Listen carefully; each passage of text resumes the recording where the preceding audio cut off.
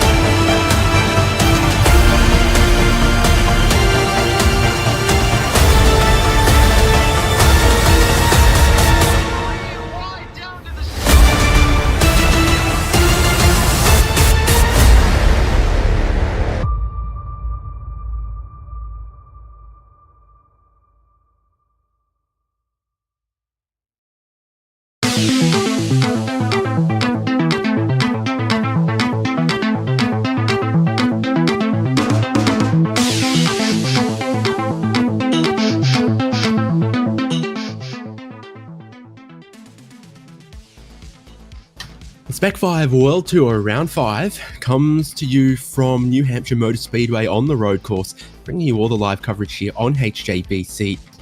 And it is live as live can be. Looking at these temperatures, relatively cool out there for the 45-minute race coming up. Before we can go racing, Devin Peters, we've got to go qualifying.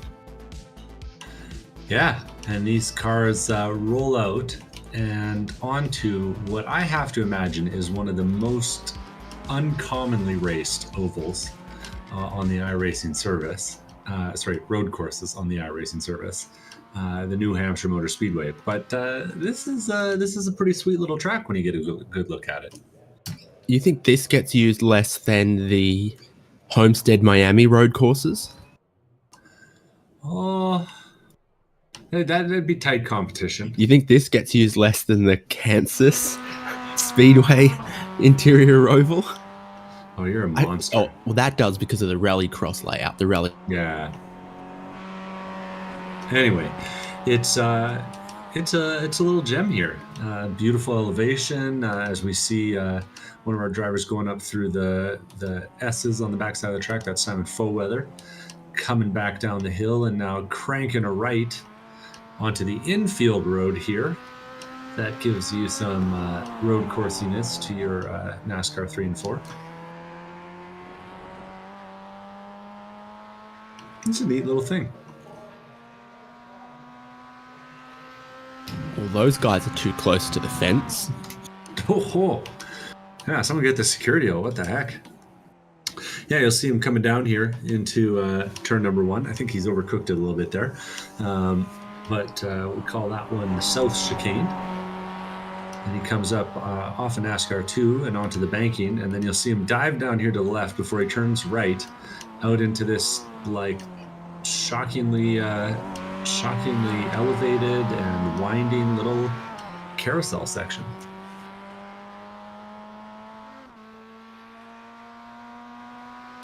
So as always, Spec-5 World Tour is in the Global Mazda MX-5 Cup car. This is an MX-5 iRacing League.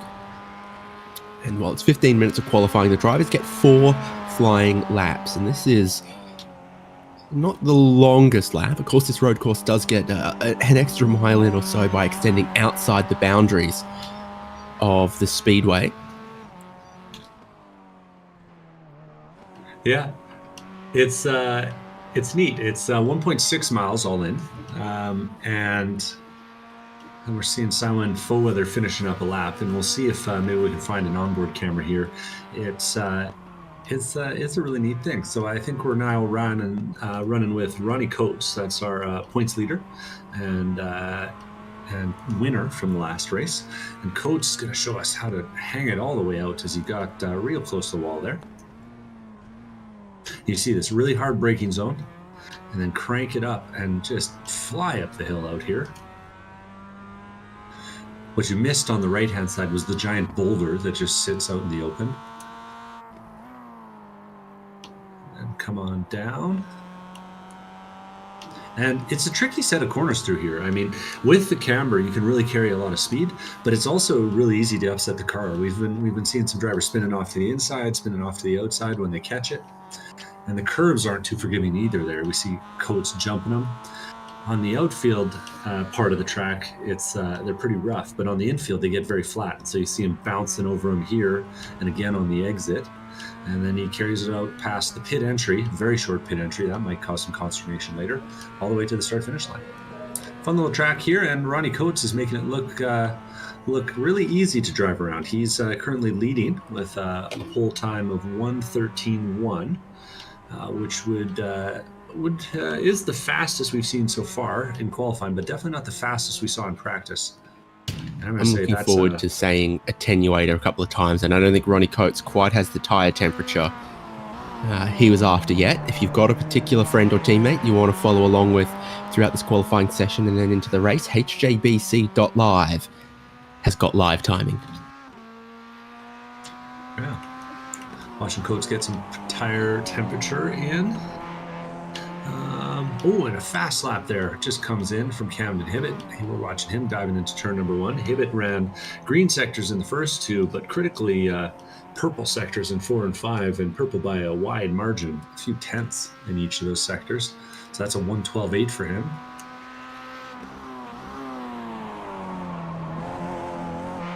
And with Camden's real-world MX-5 experience, I wonder if he's done some laps around this thing in the real world. He's more Ohio-y, Midwest, NASA Great Lakes region, I think. Whereas this is definitely... this is northeast of even Boston, isn't it? Yep. My rapid Googling confirms that. Another fast lap coming in, this time from a Canadian. Zach Burke putting himself on the pole with a 1:12.7. How far from here to Mount Washington? These are excellent questions. I fancy a little hill climb all of a sudden when you're talking about road courses that don't get quite as much love as they perhaps deserve. So yeah, Pro Class and Open Class in Spec-5 World Tour. Identical cars, identical setups, and there's no split in the grid or anything there. But it's our 2 driver categorizations, and you can see them on the left side of the screen and also denoted on timing by P or the...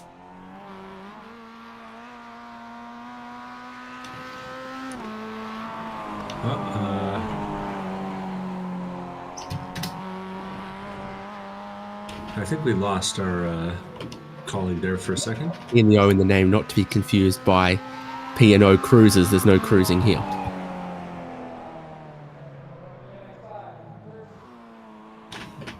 Okay. And we're watching now, that looks like Ronnie Coates as he comes across the line. And after warming up the tires for a lap, he's found some heat and some pace too. A 1:12.4 puts him 0.3 up on second place.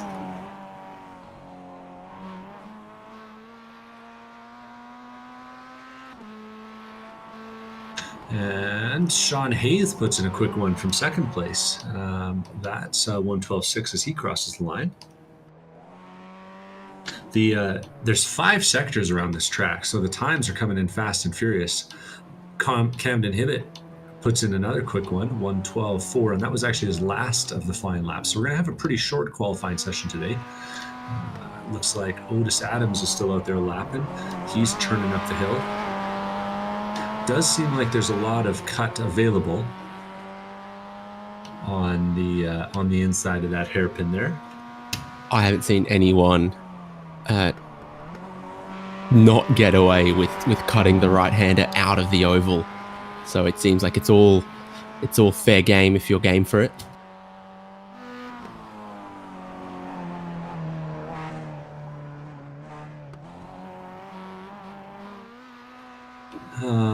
Yeah. So Otis is coming through the back here. He is currently 9th. We've got what looks like, I think, 14 pro class drivers here today, 4 open class drivers. But I think if the rest of the regulars see just how fun this little circuit is, they might be enticed to come back out if we're ever back again. Got Drury Fike parked in the pits there. Mitchell Peak coming around for another lap here. That's his 4th lap as well, 13.5. And now on the screen, Ray Lombardi. Shining in that golden livery.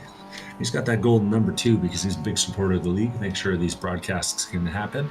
And I think one of those gold numbered drivers is even responsible for the selection of this track. Yeah, so he's just on his outlap, ready to start all of his qualifying, and he does have enough time left on the clock for 4 flying laps. A lot of other drivers are done at this stage. I think Otis Adams might be one of the last. And then you've got Ray Lombardi, Eugenio Pollicci, and we haven't seen Jose Gonzalez or Andrew Gilliland yet. So there's 2 open class drivers there with no qualifying time. Only half of the field there have actually set a lap. So I don't know what's going on with that. Otis is coming to line with a 12.9 last time by, hoping to improve.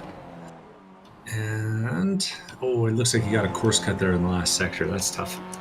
So he had some pretty good sector times leading up to that.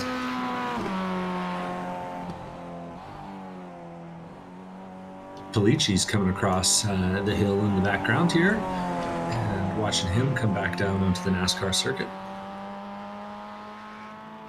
This little S's section here on the backside is kind of tricky. It, with how flat it is, it really lures you, it seems like, to want to push it too hard and attract one of those off tracks that's available out there. And to that point, Eugenio Pollicci's completed 3 laps now, and none of them have counted. Not that one either. So where is he getting in trouble around this lap? It's messy through the opening 3 corners here, but it is on track. That's not on track. That was loose, and I think we might see him, sure enough, pull into the pit lane. Ray Lombardi's still out, though, doing some laps. He's put in a 13.8 last time by as he's getting the temp in those tires. Cuts all the curb and drives up the hill.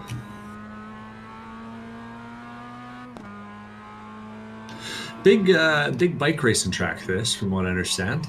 They put a variety of sport bike categories out here pretty regularly.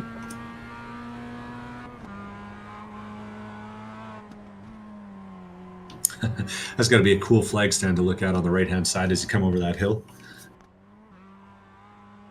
Trying to spot if a flag's coming out while you're looking for the apex 30 feet below it. So this is to complete the lap, and I note that the racing line is all the way up against those yellow bollards. Yeah. The attenuator at the pit entry, so that's definitely going to be quite interesting. Ray Lombardi improves 1 spot, and I think he's got 1 more lap left in this qualifying session. It's a cold day out, it must be said. 65 Fahrenheit, track temp's only 70, and only just. I think it's been gaining heat. I saw it come in generated 66.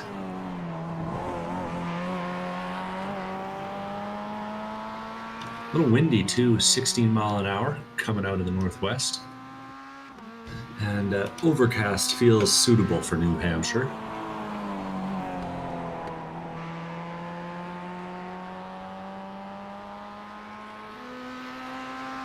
Lombardi's win a couple races ago has done a lot for him in the points this season. He's currently sitting third overall in the points. Ronnie Coates first, Rory Coimbra second. And we got all three of those guys out here today, along with Camden Hibbett, who won last season, but has missed the last two races, which has put him down pretty far, 13th place. But he's currently on pole. We'll see if Ray has anything for him. And a 13.0 is quick, but it's not quick enough. Andrew Gilliland out on track will then be one of the last drivers in qualifying. Yeah, Young Gun's looking for a little bit of a weather advantage here. Gilliland... I think the weather was to his disadvantage last round. I believe he didn't race because a storm came through and maybe knocked out the power. We were reading something about that. Him and Camden Hibbett both were unable to race a week ago. So, yeah, and you see the Aussie logos on the side of that car. Both of them supported by the Aussie folks over there, and I think doing some driver coaching, driver training together. So it's 92.5 miles to drive from the summit of Mount Washington to New Hampshire. 95 miles, eh? Well, yeah, you could probably make that drive an hour and a half. That'd be a good day of racing. Do some laps around here, go to the mountain next time. This says 2 hours 40. I think it's including, driving down the mountain, which probably isn't happening at 70 miles an hour. Does seem likely. Seeing Gillen taking advantage of all the curb there. I'm kind of interested to see where the passing zones will be out here. I have a feeling that, going out and coming back into the NASCAR track are going to be big, obvious ones. But I also think that that first turn could be one with how wide the track is there. Won't be much in it for a draft, but the pit window is going to be really big today too because of how short these laps are.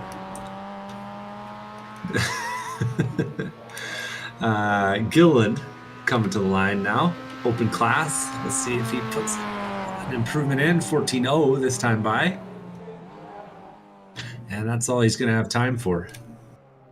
Yeah, well, there you go. He just leapfrogs Geordie Fike, and that's just about it. On qualifying, 17 drivers that took to the track of 18, 16 qualifying times.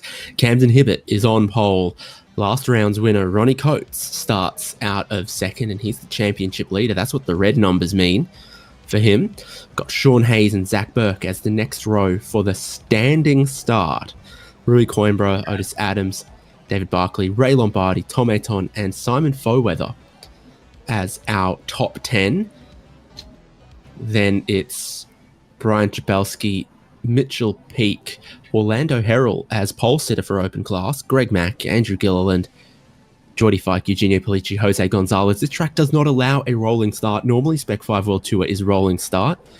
The pace car driver, it's like against his union contract or something here to do a rolling start for the road course. Luckily, though, it's not like doing a standing start at Daytona on the high banks. I think you can get away with it here at New Hampshire.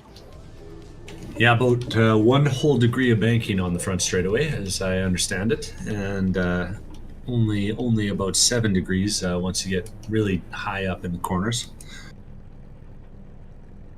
Gives it that traditional NASCAR racing out on the outside lane all the way around.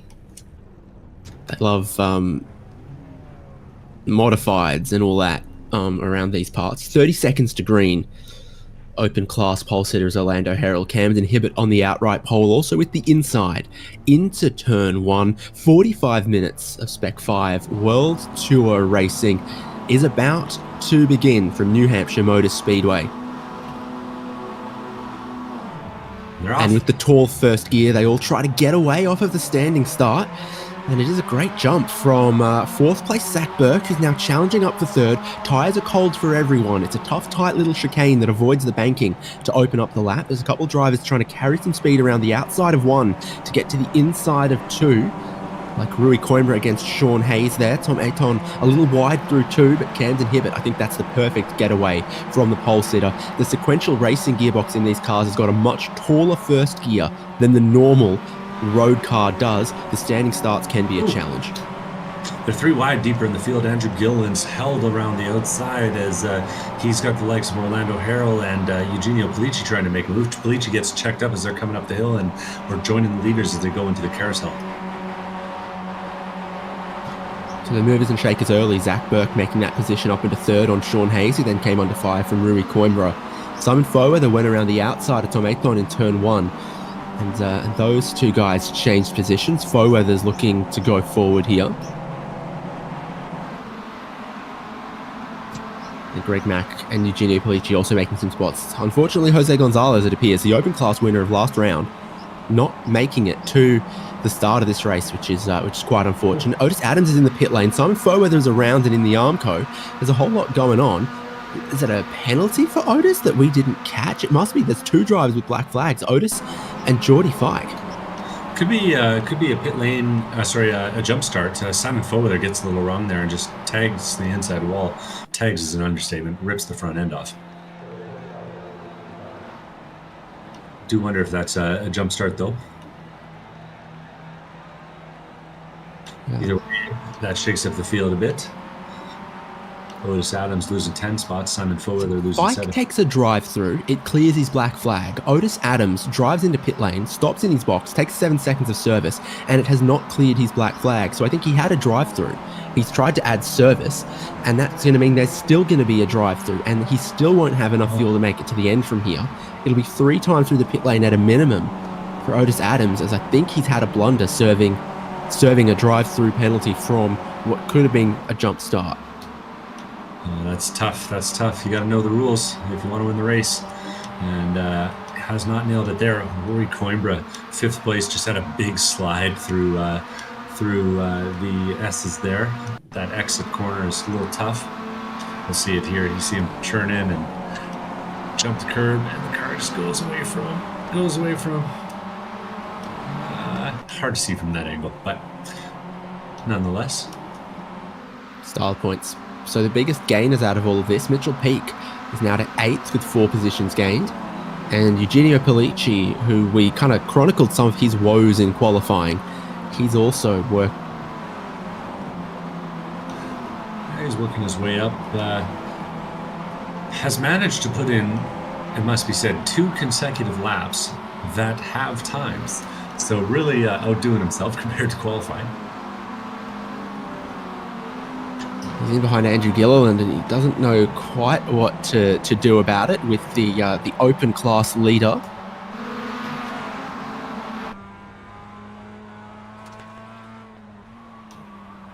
Yeah, things are getting a little busy back there for Pellicci. I think Pellicci probably has a little bit more outright pace, but he's struggling to be consistent on this track. And I'm just thinking maybe a little lack of familiarity. Like we said, this one is a little off the beaten path in terms of car or track combos. Meanwhile, up at the front, we're starting to see a little breakaway. Camden Hibbett and Ronnie Coates are separating themselves from the field. There's about 2 seconds between Coates and Sean Hayes, who's running in 3rd. But with only 5 minutes elapsed from this 45-minute race, that's a pretty significant amount of gain that they managed to put. Sean Hayes starting to feel some pressure from Zach Burke behind. Burke's got a good run coming up the hill this time in the red car on that yellow one behind. And if he's lucky, he might get there in time to have some overlap. Really hard to make a move here. There was a long-running Australian home and gardening show called Burke's Backyard, and if he can keep picking off spots, maybe New Hampshire will become Burke's backyard. Oh, that S looks like a lot of fun to come through the rear end of the car slide and getting out in the dirt. And Burke's got a little draft and a little run. He's going up the inside here into turn number 1. So a very short dive down with a narrow entry from Zach Burke. Sean Hayes going wide, sweeping back and dropping back a spot. And this is where all the action is, behind Burke and Hayes, with Rui Coimbra, David Barkley, Ray Lombardi, and Mitchell Peak. That last lap from Peak was still good. He's catching these guys. He sure is. Yeah, he wants to be the second Canadian running inside the top 5. He's currently 8th.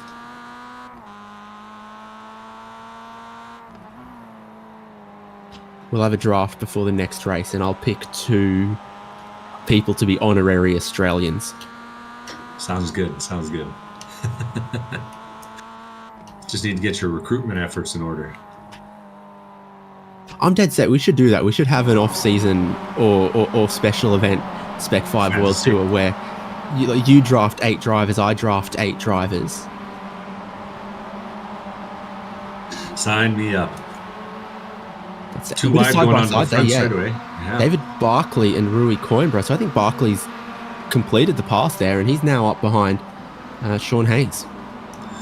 That was a tricky little move from him. It looks like Coimbra actually had a little bit of that oversteer again going through the S's. I think there's a bump there that's just unsettling him a little bit. Either way, it was enough that Barkley was able to take advantage and go up the inside.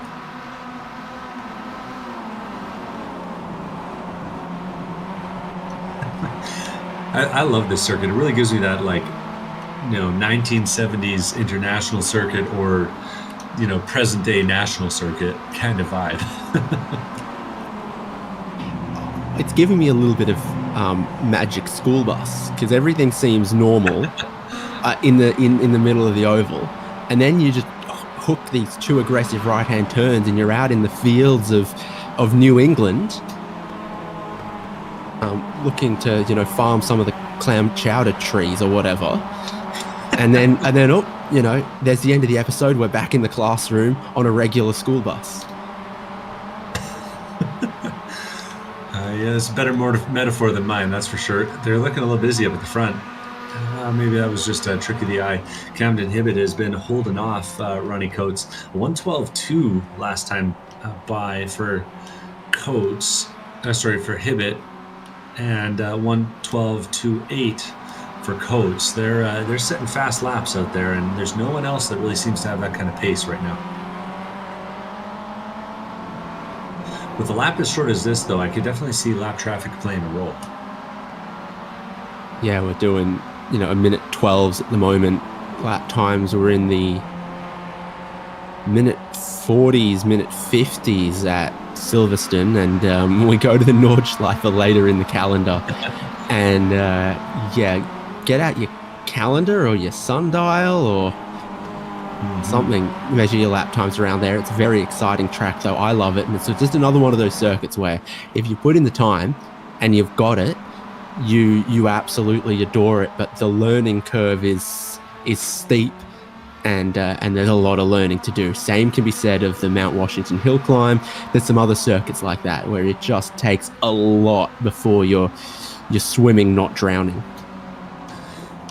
You know what? This is a dumb take, but it's my take. Oh, they're busy in turn number 1. Sean Hayes is holding off a move from David Barkley. Oh, and they were side by side on the entry, but the door got slammed on Barkley. I think this might get racy though before they get down into the turns.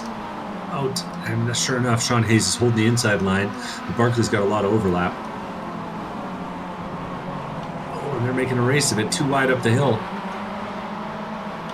Sure are. I think Barkley's got this going around the outside there, exiting the oval. Sean Hayes defended it to the point where Rui Coimbra will have a look. Will the banking work to go down the inside here? He washes up a little bit, has to get out of the throttle, so around the outside's the way to go. That's where Ray Lombardi's been, and he's got speed too as they snake their way over the top of the hill. No dice for Sean Hayes, no dice for Rui Coimbra. Wow, and that was busy, and I'm not sure it's done yet. Mitchell Peak's right on the rear bumper now. He's in that battle pack firmly. I need your hot take, and I'll only tease you about it if the pronunciation's bad. No promises there, but I think they're going to do it again. It's going to be too wide down the front straight here. Roy Coimbra on the outside of Ray Lombardi. We've seen how the outside line works. I promise you, one day I will tell you the hot take. And Roy Coimbra made that look really easy. I don't know if you got a little bit of help there from not a team, sorry, from Ray Lombardi, who's actually not on his team. Either way, my hot take is that little tracks like this are they're because they're so short and they're relatively simple. The difference between being really fast and being fast is so hard to overcome because you have to be so perfect on every single one of these little corners that I don't know, I just kind of enjoy this. It's almost hypnotic the way you have to race around a track like this. Oh, Ray Lombardi's got it all kinds of wrong. He's going way wide. He almost went out in the field there and let Mitchell Peak by. Yeah, that was hard. Mitchell Peak makes a move. Ray Lombardi dropping back now. And while we've looked away for the lead, Ronnie Coates has overtaken Camden Hibbett on this last lap. Looks like he managed to do it into the first turn last time by. And we'll see if Camden decides he wants the lead back. We're 9 laps into this thing, expecting on the order of about 37 laps, give or take. Yeah, give or take 1 or 2. I've got 27 more to go from here, and they've 9 completed on lap 10 right now. So, yeah, around about that. Of course, it always gets a little confused around the pit stops. Exactly, the lap predictor can't predict exactly how long those pit stops are going to be and exactly what their in-lap, out-lap pace is going to be like. So after that, you get a slightly firmer idea. But this is good for the lead. Camden Hibbett just keeping Ronnie Coates in his sights, even though Coates has made this pass to go out front and lead from out front. Yeah, not a lot of fuel to be saved in the draft around here, you got to think, with how tight and busy it is. A little bit of battling going on deeper in the pack, too. 5th position, Sean Hayes just lost the spot to Roy Coimbra, who's actually now lapping in 5th. Hayes is in 6th, and he's about to be in 7th if Mitchell Peak has his way. He's trying to push his way up the inside. And he'll hold them through 1, but Peak's going to have the run on the exit of 3. And sure enough, he does. Now, Sean's going to force him to the outside, but we've seen how that goes around here. And this time, Peak does the opposite. He goes over under, and a little twitch there from Hayes, and Hayes is paying the price right now. Mitchell Peak's going up the inside, taking another spot away here, potentially. And I'm not sure which line's the line. I guess Peak's got the over-under. And this looks like it'll be enough.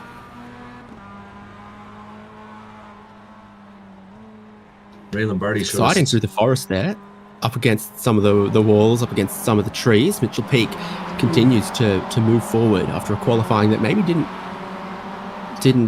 truly represent his race pace at New Hampshire. Yeah. Well, and when it's one of these kind of oddball tracks, sometimes you just learn a thing, you know, and then all of a sudden you got an extra half second a lap that you didn't have in qualifying. The official bird of New Hampshire is the purple finch. The official freshwater fish is the brook trout. The official saltwater fish is the striped bass.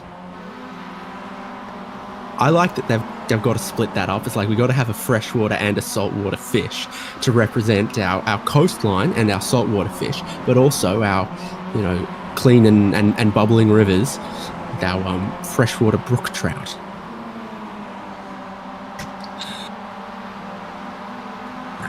Yeah, I mean, when you got all that good stuff, you know, you got to keep a list. I don't even know. Zach Burke had gotten away for a little bit, was running on his own in some clean air, but David Barkley's managed to close him down over the last few laps and is starting to put some pressure on. Getting like a tangy watermelon feeling from the color combination on these two cars here. Oh, and Burke got a little wide on the entry. Didn't look like he was going to get the apex, but just managed to do enough to stay on track.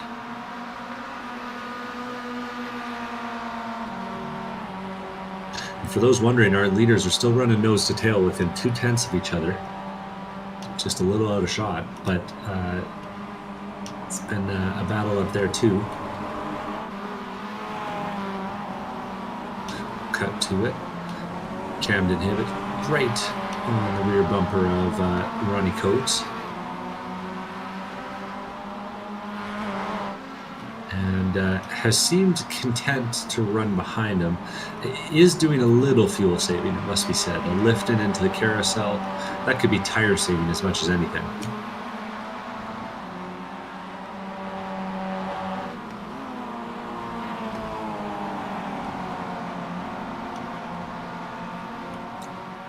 Scrolling through the field, looks like we're watching a battle now, still for the lead. But there's plenty of battles out there. Keep our eyes up on this one, though. It's still pretty close. So did we see how Orlando Herald got to the lead of open class? I did not see that. I'll have to... Where did Andrew Gilliland lose time? Because he's not been through the pit lane. Or has Orlando Herald always been at the leader class and I missed him as I was looking down through the list earlier? Might very well have. He's been he's had the spot for at least a few laps now. Either way, Gilliland's staying in contact with them. It's the two of them actually just overtook Greg Mack, or Gilliland just overtook Greg Mack in the orange car there, green car, imagine colors. And no, lap 9 was for Andrew Gilliland. He would have lost those spots because it was 8 seconds off the pace. Okay, that makes sense. So Gilliland's lost something at some point, but he's making up the ground pretty quickly and is closing the gap on Brian Shabelski and Orlando Harrell. Greg Mack won our open class race last week, which we showed on Tuesday there on our re-live experience.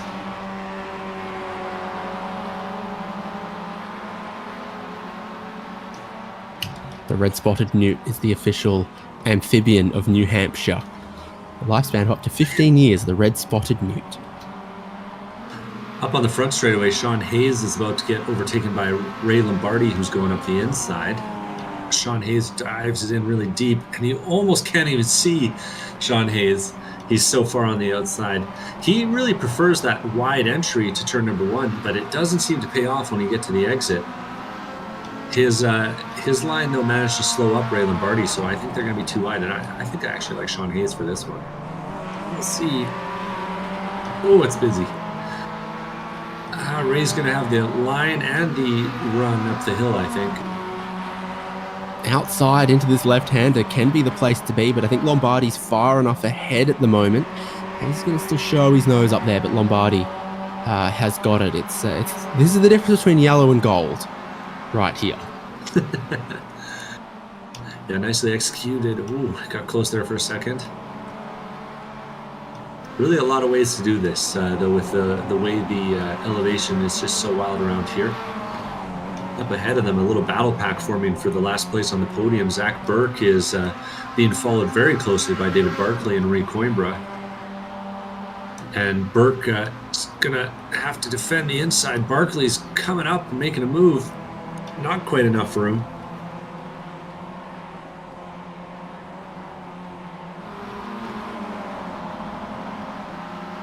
It is a battle around here. And while we were following those battles deeper in the field, Camden Hibbett is still following the likes of Ronnie Coates at the front. Yeah, that's 7 seconds up the road from this battle for third. Yeah, I thought for a second that they'd switched spots, but they have not. Ronnie's still leading.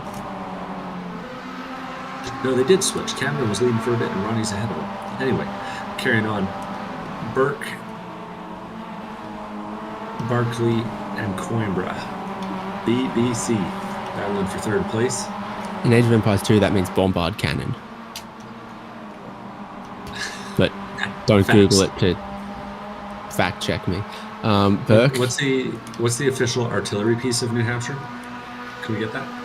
Do you know what? They don't have an official artillery piece, but this official rocks section is crazy because there's an official gemstone mineral rock We're side by side here with Barkley and Burke, and man, this switchback from turn 1 to turn 2 to turn 3, it lets Burke hold on, but Barkley's been around the outside here before. The official gemstone of New Hampshire is the Smoky Quartz. Which, contact. And they're 3 wide going up the hill, checking up Coimbra. And that's Peak taking advantage. Peak now up 7 spots on the race. Oh, and Burke's going to get the move back here on the inside of Barkley. It's pretty crazy stuff side by side through some places you wouldn't expect passes to be made. Burke still wants the inside there, but I fancy where Barkley's at right now. Just a little bit of rough and tumble there, just a little bit of contact, and Burke will get spun around. Barkley will get spun around, and they're going to have just a little kiss to work it out. Here comes Lombardi and Hayes at... That was the most collaborative bit of spinning and wrecking that I think I've ever seen. The two of them spun each other again, and then I think Burke straightened them all out when all was said and done. Sean Hayes comes through though, along with Ray Lombardi, and the two of them stay in the same order. Mitchell Peak now, though, up 9 positions since his start in 12th place, and he's, I think, the big winner in all of this. We see him just at the bottom of the shot there. They're still battling, though, further down. And I have to think that Burke, despite losing some time, is going to be eyes ahead, looking to make some ground up himself. Your biggest winner is Mitchell Peak. He's now 3rd and sitting very nicely there.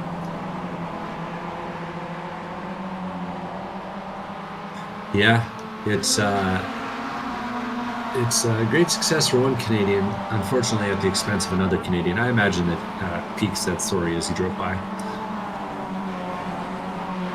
Potentially. So, I don't think I can draft an American to be my 2 honorary Australians here. So I'm going to take Ray Lombardi and Eugenio Pellicci. This is how the lead of the race changed. Camden Hibbert just right at Ronnie Coates' bumper into turn 1. And while those two are taking the battle out on track, Zach Burke has actually decided to do a little bit of pit strategy. He's our first pit taker, and I do think the pit window's open, so it'll be interesting to see exactly how much fuel he needs to take on board. Actually, you reckon I can make Simon Foweather an honorary Australian? He's got a funky accent. That sounds fair. I reckon I can make that happen. There's the pit stop for Zach Burke. One of the first just normal scheduled pit stops I think we've seen. Definitely shorter than Brian Chabelski's. He's actually going to come out right behind Jordy Fike and Simon Foweather.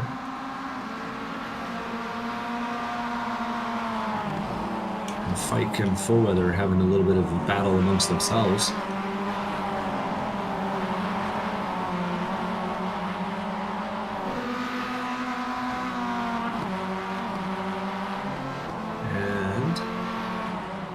Ray Lombardi is in chase mode.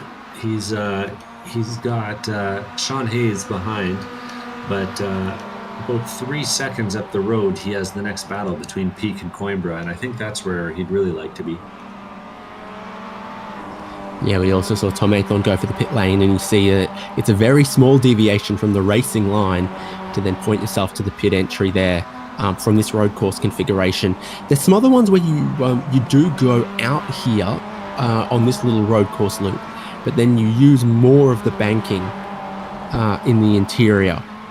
So there's a few combinations. The same thing, of course, is true of Homestead, Miami.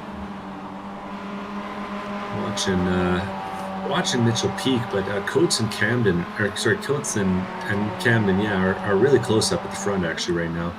I think they're might be spoiling for either a battle or a pit stop. We'll see. And Coates is like looking and then doesn't, but he's thinking about it. It's tricky because with that to rock pit a lane, rhyme that's right on time, it's tricky. Yeah, exactly. The pit lane being right there, the speed limit starts really early too. So you got to slam on the brakes kind of, and you got to do it safely. So I don't know if you go narrow and brake towards the wall of the pit lane, or you kind of try and swoop it in. Ooh, Camden gets a little deep. Seems to make it work, though. Swoop like the purple finch, the official insignia bird of the state of New Hampshire. I'm sure it's something like that. Or maybe you'll Pit flutter lane. like the ladybug, the official insect. Oh, that feels like a gimme. Greg Mack is on the pit lane too. He's wearing a decidedly un-ladybug-like color. Rejoining our lead battle though, Camden Hibbett and Coates are still nose to tail. Oh, and Camden hits the brakes pretty hard.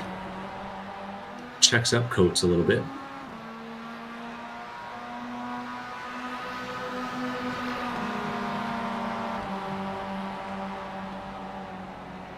And the two of them, they definitely haven't sorted this out yet.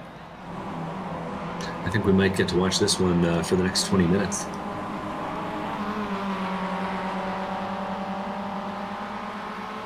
Neither one seems to be able to find a consistent edge.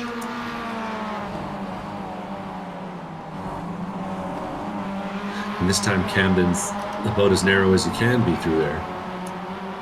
So I still think that that braking zone's a little tricky. There's not any brake markers really going on the way in.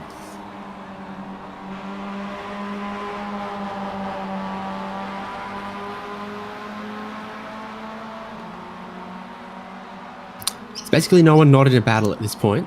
Everyone's in just a 2-3 car little battle all through the field, and a few of them could reunite once the wave of pit stops is well and truly in, and we're not far away from that with 18 minutes left on the clock for round 5 of Spec-5 World Tour Season 15 from New Hampshire Motor Speedway.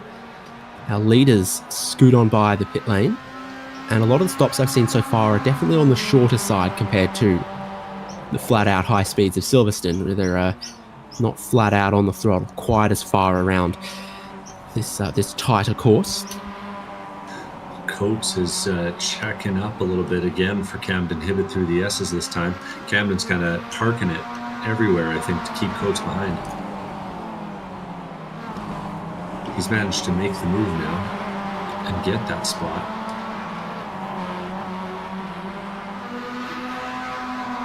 No, he did that a while ago. The two cars with the similar liveries is getting me.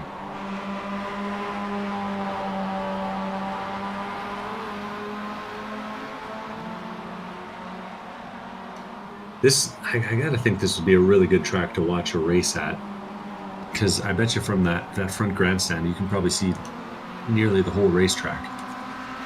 I suspect you can probably see Mount Washington. Like, I'm almost not kidding, I think. Yeah, watch the hill climb and the race on the same day from the same seat. Yeah, that's value for Best money. value in racing. Or maybe you'll watch this race from the top of Mount Washington. There you go. $1 at a time into those little, tourist binoculars. Yeah. I like that. I reckon it's probably busy one at the quarter front. at a time. Hibbett gets a little jump over that inside curb and it unsettles the car, and that's enough to let Coates by up the inside. We'll see it here.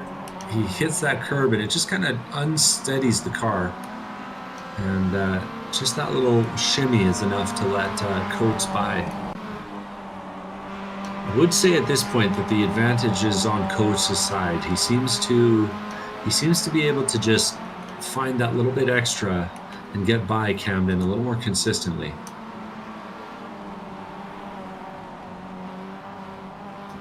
On the way back to the speedway. They're both pushing on here. We've had a couple more drives to pit lane. Simon Foweather's just stopped. Now our leaders come around by pit entry, and again, not this time, but it can't be too much longer. There'll be a few other callers as well. You've got the two-way fight for the lead. Two-way fight for third, Mitchell Peake and Rui Coimbra. And two-way fight behind that, Ray Lombardi and Sean Hayes right now. Rui Coimbra pits. Yeah, it's pitted from fourth place. He decides he can't get it done on track. He might as well go into the pit lane and try and do it. Simon Foweather's on his out lap.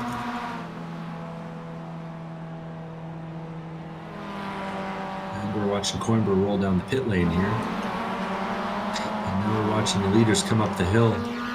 And Fullweather's come out of the pits, and he's right behind these guys.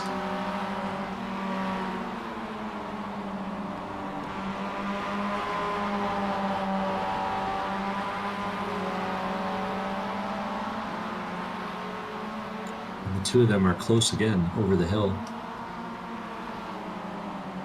I love this little corner. It's just sweeping off camber, kind of left-hander. I think it's in camber, out of camber, in camber, all the way down the hill.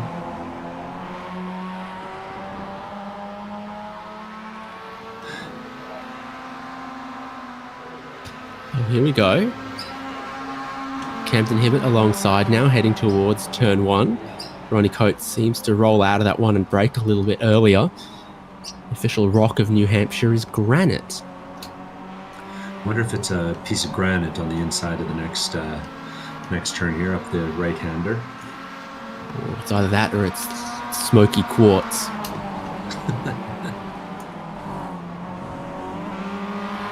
I feel like we could publish this as an educational video today. That's where we're going to get our sweet, sweet tax credits.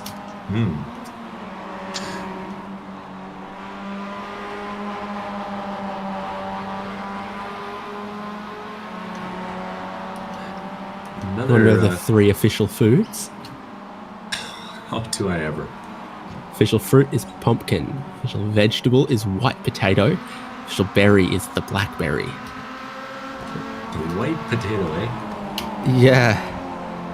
Yeah, man. Pumpkin and potato is like, okay, that's exciting.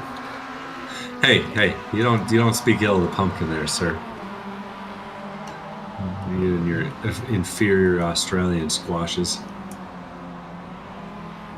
Jody Fikes out of the pit lane.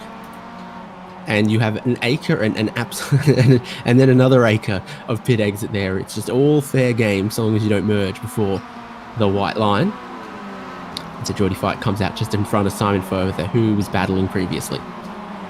Our leaders are starting to get into this lap traffic a little bit. Camden Hibbett's coming up the hill, leading now with Ronnie Coates just behind. The two of them been swapping positions again. And the two of them are also coming up on that bright green car of Greg Mack. You're seeing it just ahead. And with the difference in paces here, what would we call that? That's maybe a 2 seconds lap, second and a half a lap. I got to think they'll be right up on him here. Catch him at the wrong spot, though, and this could be painful. Andrew Gilliland's on pit lane, and he was the open class leader. In a surprise to absolutely no one, Orlando Herald hasn't pitted yet. And pit lane for Camden Hibbett. Decides he doesn't want to brave overtaking Greg Mack, who promptly pulls over down the straightaway and lets the other pro class driver by. Yeah, so there's the split. Ronnie Coates carries on. No worries at all lapping Greg Mack, but Camden Hibbett is in. Mitchell Peake is in. Are we going to see the whole rest of the field as well? We are, as Ray Lombardi, Sean Hayes, and fingers crossed for David Barkley all hit pit lane. No, okay, there we go. David Barkley doing things his own way. Yeah, going long. Orlando Harrell and Otis Adams are coming through the SS2. And we'll see if that's going to be a stop for them this time. Looks like Otis carries on, and so does Orlando Harrell. We're going to get a nice little draft battle actually down the front straight. Otis is looking up the inside while Camden comes out of turn number 2. And deep down the inside goes Harrell, but he slides it in so deep that, that was Otis up the inside. Slides it, and it looked for a moment like it was trouble, but it wasn't. And Orlando's going to give that spot up easily. Ronnie Coates is coming through the back half again.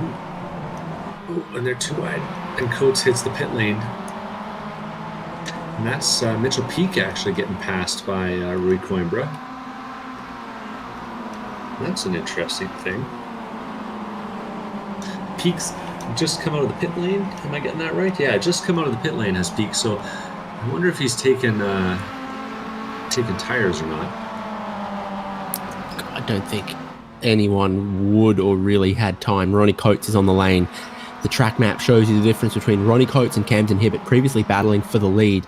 David Barkley will now pit. We still need Otis Adams Jr. and Orlando Harrell a little bit later on in this one. Yeah, and Otis is in now. So this is the lead battle. Camden Hibbert just slightly ahead at the moment. Ronnie Coates out of pit lane, having taken his fuel. Slots in behind, and it's a 10-minute fight. A rumble to the finish. And a rumble will be around here. There's lots of chances in these kind of low-speed corners to just, do some intimidator stuff and just lay a bumper to a guy, get him a little loose. I wonder if we'll see any of that today. New Hampshire red chicken is the official poultry of New Hampshire. This list is insane, dude. Crazy. Jordy Fike is coming across the start-finish line looking to make a move. 15th place. And he's going to do it. He dives late up the inside of Greg Mack. This is for position and points. Points class, of course, in the Spec-5 World Series, split up by class, but based on your finishing position. And overtaking those pro class drivers can be valuable if you're an open class guy. Little shimmy and shake there from Orlando Harrell, and he's going to take his pit stop and let Zach Burke by. And after the pit stops, Mitchell Peak has found himself all the way down in 5th place, with Zach Burke retaking the 3rd step of the podium, but feeling a lot of pressure from Roy Coimbra. Incredible amount of curb there from Coimbra as well. Now, Zach Burke was so wide he nearly clipped the tires on the exit.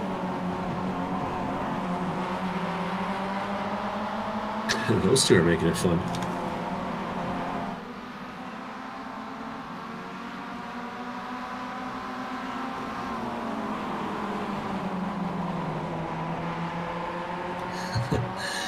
And the way this thing just kind of slingshots you out of there, that's got to be a blast. It's just a real compression to drive.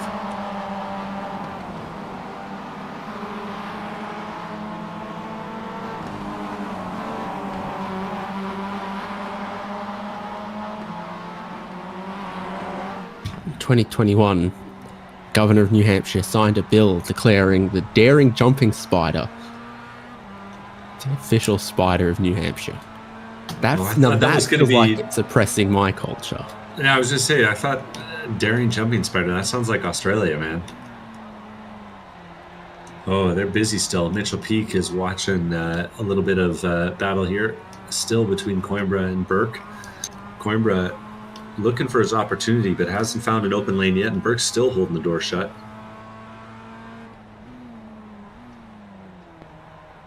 Such a critical run up this hill, getting this corner right. And I think that if you are too tight coming up the hill, you're going to scrub some extra speed. Because you got to have those wheels cranked.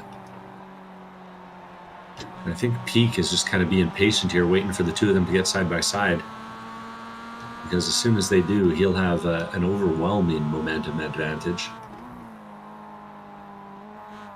The battle for the lead has absolutely sailed, but this is the fight for the final step on the podium. Mitchell Peak in 5th, watching Rui Coimbra and Zach Burke as we come through the twisty infield final corners. So interesting to see these guys braking hard in a straight line and touching the grass. Zach Burke's on the outside now. Rui Coimbra coming up the inside, going into one. And Coimbra's going to get it done before they turn in. Yep, so Coimbra goes up into 3rd. 18 seconds behind the race leader. That's Camden Hibbert at the moment from Ronnie Coates. 6 more laps, we think. Camden seemed like he had something for a couple laps there, but all of a sudden Coates has gone and taken 2/10 out of him. That battle's still closing up. We'll let you know if they get to real door-to-door action. In the meantime, this battle for 3rd place is still pretty interesting. Peak is lurking in the background, but I think he's seeing Coimbra starting to pull away from Burke ahead.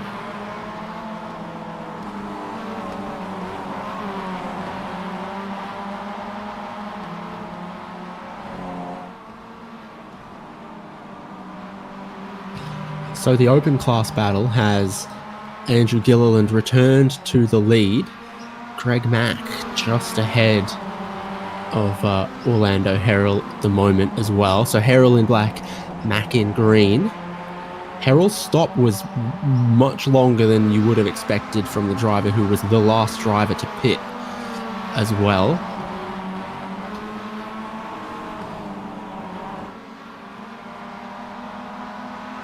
We're down to 5 laps to go next time by. And they tick off quick here.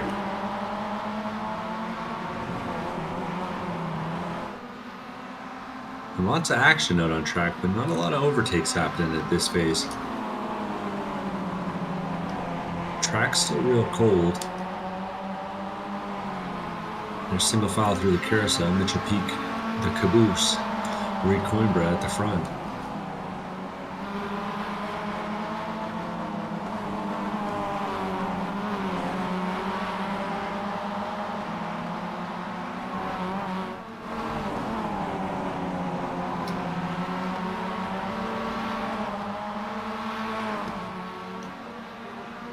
Still holding that straight line, and now it looks like Burke's got a little bit of pace up at the front. They're busy again. Now Coates right on the rear bumper. Camden, he's trying to get some overlap. Camden gets that real push from the banking. He gets there a little bit earlier because he's wider on the exit. Coates hasn't quite found a way to make this work. He's gotten there, he's gotten super close, and he's been staring at Camden Hibbett's rear bumper for a lap or two now. And it's time to think about making the move. With a young gun like Camden, I don't know if you want to do the move too early, because you got to think he's going to be real aggressive trying to get it back. Good run out of that left-hander seems pretty important. A lot of the passing's happened into turn 1. That's where a lot of the passing back and forth between these two has happened. 3 minutes left. 3 more laps. And 3/10 between them. And then the next group. Rory Coimbra ahead of Zach Burke. Mitchell Peak making no progress just yet. Ray Lombardi runs 6th from Tom Athon 7th. Sean Hayes back in 8th. And then Andrew Gilliland, Brian Jabelski, Otis Adams 9th, 10th, 11th. Camden makes that exit work again. Just slams the door on Ronnie Coates when they go up the hill every time. If Coates gets even an ounce of overlap and Camden runs that line, it's going to be tragedy. About 20 seconds between them and the next battle back, though. You can afford to get pretty aggressive here. Oh, and they do. I think Coates gave him a little punt through there.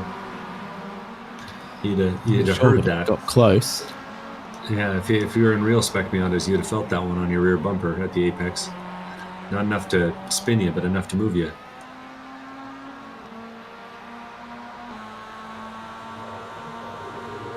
Run this time from Coates. He's looking up the inside. Yeah, here we go. Down the inside for Ronnie Coates for the lead of the race with 2 laps to go. The switch back from Camden Hibbett. Round the outside of 2. Take the inside of 3. Great move. Great fight back. Didn't feel the need to defend turn 1 too much because he knew Coates would have to dive in shallow and he knew he could do that. Now they're going to be side by side through the right-hander here. We've seen the outside work, but I don't think Camden Hibbett's going to give much space to the outside. Not that Ronnie Coates needs too much. He is utterly persistent. 2 right-handers around the outside to the inside now of the banked left-hander in the outfield. They're 3 wide for 3rd place. Zach Burke's just gotten shuffled all the way back to 5th place, and that's Mitchell Peak on his outside, and Rory Coimbra holding 2nd.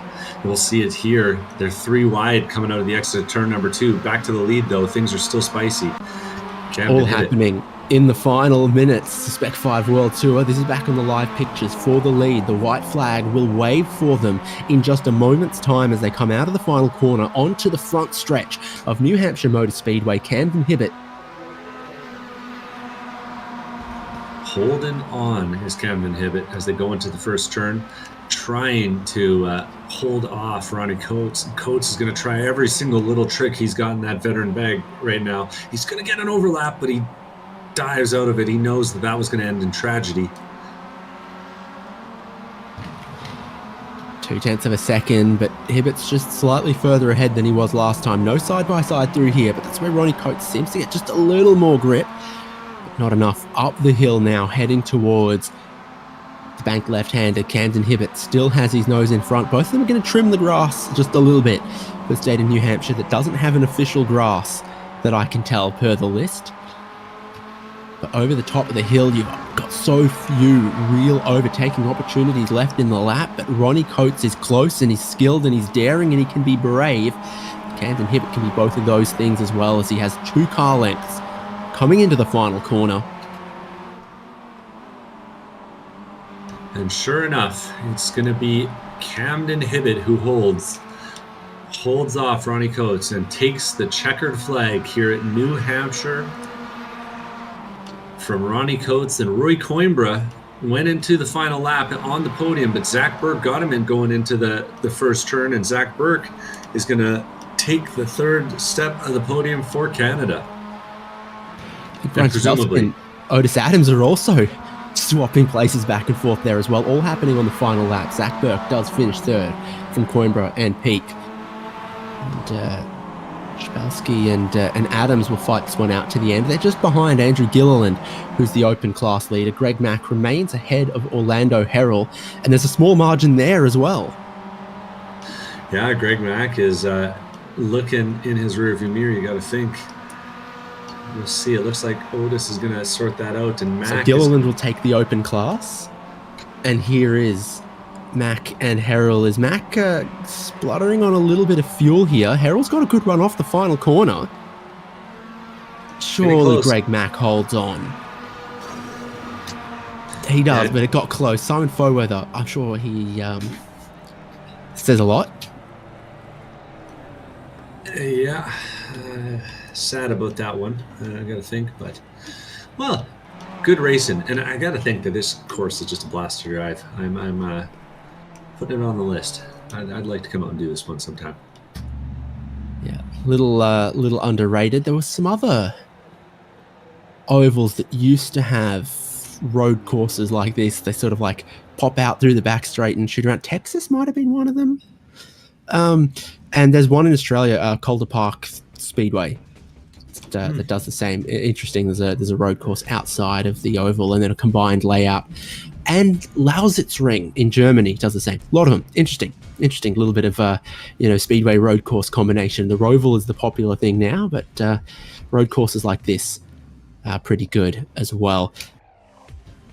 So we'll get to these results, and of course, keeping in mind that the drivers' number board colours, the golds, the bronze, they are the supporters who make the league and the broadcast possible. Camden Hibbert with the win from Ronnie Coates and Zach Burke. Ronnie Coates, championship leader. That second place won't dent his hopes too badly. And then we had Rui Coimbra, Mitchell Peak, Ray Lombardi, Tom Ayton, Sean Hayes, Andrew Gilliland as the open class leader, then Brian Schabowski, Otis Adams, Geordie Fike, Simon Foweather, Greg Mack, Orlando Harrell, and David Barkley dropping back late on in that race and ending up the lap down. Eugenio Pollicci in early retirement, and for reasons unknown, the only club New Englander, Jose Gonzalez, didn't take the start of the race. Maybe he got attacked by a daring jumping spider. Seems like the most likely thing. Speaking of the most likely thing, it was Team Hibbert today, because not only did Camden Hibbert secure the Pro Class win, his teammate Andrew Gilliland secured the Open Class win. Andrew. Yeah, it was an awesome race, man. It was shocking to see such a small open field. Sadly, only 3 cars, but just had to run a race and try to win it, and that's how it ended up. Looked like you were pretty comfortable out here. You ever done some laps in New Hampshire before? I have not. I actually just picked it up on Wednesday. Just bought it out of the iRacing store, and I was just running laps. And, I kind of got in the groove of it. I'm definitely a fan of these kind of fast and flowy tracks. Yeah, it looked like a fun little circuit there. You got a favorite corner? Probably had to be turn 4. Just I love the way the car kind of grabs on once you go up that hill. It really it's nice to drive. That looks like a good time. Looked like a pretty smooth race for you, all things considered, too. Early on, maybe it looked like there was a little bit of a battle, but looked like you were able to make a pretty solid gap, almost 15 seconds back to the next driver in open class. Yeah, tonight I just really had pace in the Aussie car, and it was just nice to be able to kind of edge that car on and keep moving and just extend that gap more and more. Protect the undercut, because I know a couple of the guys I was battling with, like Greg Mack and Brian Sabelski, kind of pit early for like an undercut. I just had to I knew I had to have that pace in order to keep that first position in front of them. So yeah, just everything kind of played out the right way tonight, and it was just a good race overall. Oh, great performance, and we really appreciate the quality racing you're doing out there. The Youth Revolution showing its face tonight. Yep. Anyone you need to shout out today?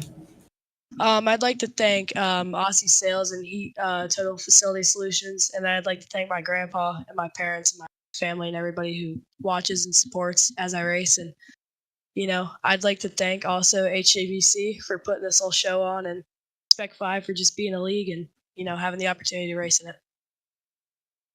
Pleasure. Yep, thank you.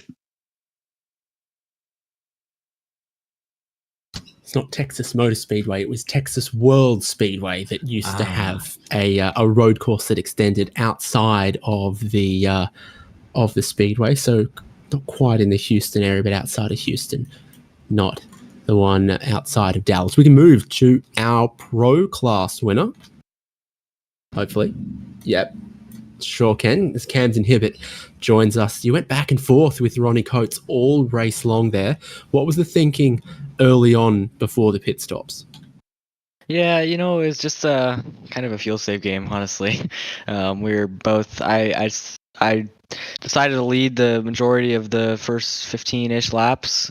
We swapped. I kind of let him by, let him lead some so I could save a little bit more, and we just did that really until the pit stop. And then after the pit stop, it was game on. We went, and I think we put on a pretty good show for the broadcast, hopefully, and it definitely was a fun race to be a part of for sure. You have to get up close to the walls to go quick around here as well, by the looks of things. Yes, for sure. This track you got to really be on edge of at this track. The car is constantly going to be wanting to slide around on you. One thing I did my first practice laps today, and one thing that really stood out to me, it felt like a grassroots track. It didn't feel like some of the big tracks we go to, like Spa or Sebring. It really felt like you really have to throw this car around here to be fast, and that's something I do in the real world with my Spec Miata. Is most of the tracks I go to are grassroots tracks.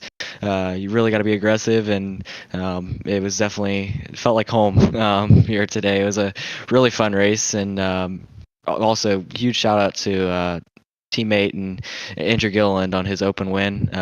Really, really strong run by him tonight. So what about, I think, a key moment of the race that we saw, that switchback when Ronnie Coates went for the lead, and you kind of had his number on that one and played his game? Yeah, I kind of had an idea of what he was thinking. I was definitely thinking of where and what he was going to try and do for sure. Just because this track doesn't have a ton of draft like some of the tracks we go to in these cars, and you really have to play your moves really different and unique in this track. So it's kind of thinking and going through what his possible moves were going to be. And that one popped up into my head as one that was not necessarily going to be easy, but definitely doable. And I was just waiting for him to go a little bit wide, get that run on the switchback, and just fight it out through 3, and then was able to defend the run into 4, and held him off the rest of the way. But super fun racing. I know I ran out of fuel out of turn 3 on the cooldown lap, and I'm sure Ronnie was much closer than even that probably. So really a fuel strategy race tonight, as well as some awesome racing at the front. Awesome. Congrats to you. Good team result. Hopefully plenty more racing in Spec-5 World Tour this season. Yeah, I'm hopeful that we can run a couple more. I was out of town for round 3. Then last week we had some weather issues that wasn't able to take part in. So hoping to get to some more races. Is always some fun racing here with Spec-5.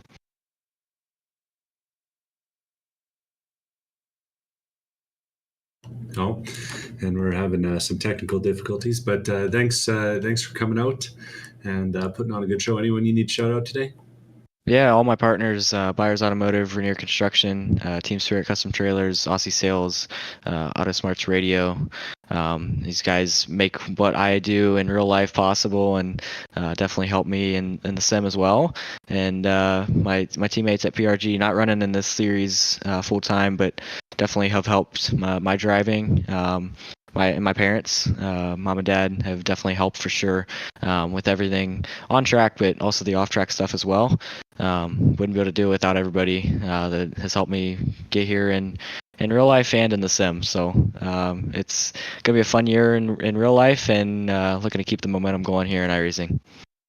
Awesome. We'll catch you around, and best of luck. Thank you.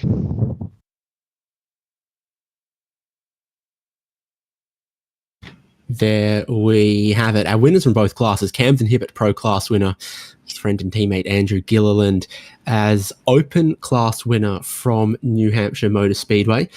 Spec-5 World Tour continues to come at you weekly for the remainder of the season.